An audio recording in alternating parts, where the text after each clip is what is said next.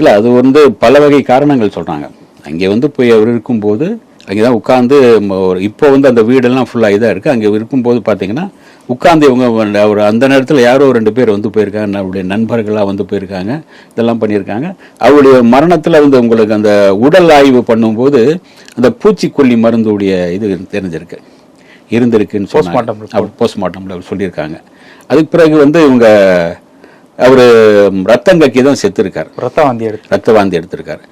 ஒரு சில பேர் சூன்யம் வச்சிருக்கலாம், இது வச்சிருக்கலாம், அல்லது ஏதாச்சும் அவருடைய மருந்து கொடுத்து அந்த வயிற்றை இது பண்ணியிருக்கலாம் அப்படிங்கிற மாதிரி சொல்கிறாங்க.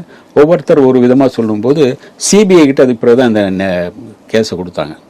போலீஸ் கொடுத்தா இப்போ வேறு மாதிரி போயிடும் அப்படின்னு இதை வந்து வழக்கை வந்து சிபிஐ கிட்ட தான் கொண்டு போனாங்க. சிபிஐ வந்து துருவாக விசாரித்து அவங்க என்ன சொல்லிட்டாங்கன்னா, இது கொலை இல்லை, ஏறக்குறைய ஆக்சுவலாக ஒரு மரணம் தான் அப்படின்னு சொல்லிட்டு 35 பக்கத்துக்கு அவங்க இதை கொடுத்துட்டாங்க.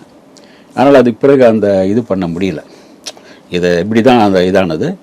அவருக்கு ஏன் அந்த இடத்துல ஏதாச்சும் பகைவர்கள் இருக்கலாம், ஏன்னா அவர் கம்யூனிஸ்ட் பாலிசி உள்ளவர். யார்கிட்டையும் அந்த மாதிரி எல்லார்ட்டையும் வந்து ஒரு நல்ல நட்போடு தான் இருந்திருக்காரு. யார்கிட்டையும் அவர் மோதல் போக்கில் இருந்ததா தெரியல.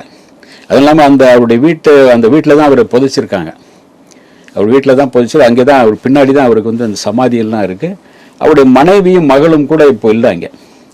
அவர் சில பேர் ஏன்னா இந்த பயந்துட்டு போனாங்களோ, அவர் வந்து இங்கே என்ன நினைச்சாங்க தெரியல, அல்லது அவருக்கு ஏற்பட்ட பாதிப்பு நமக்கு ஏற்படுமோன்னு நினைச்சாங்களோ என்னன்னு தெரியல. அவங்க அங்கே இல்லை.